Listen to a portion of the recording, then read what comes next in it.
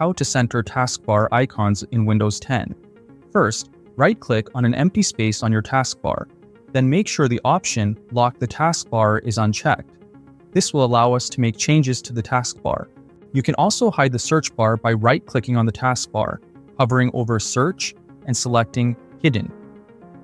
Now, right-click on the taskbar again and select Links from the toolbar options. Now, right-click on the links and ensure both Show Text and Show Title options are checked.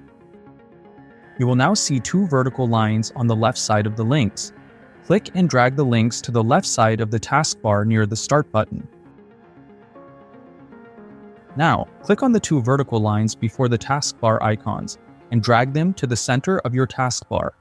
The icons won't center automatically, so you'll need to manually center them on your screen as accurately as possible.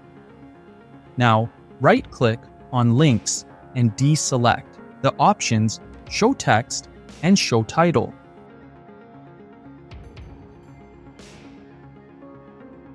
The links are now hidden. Now, right-click on the taskbar and choose Lock the Taskbar to lock it in place. If this video helped, please leave a like and subscribe for more tutorials. Thanks for watching.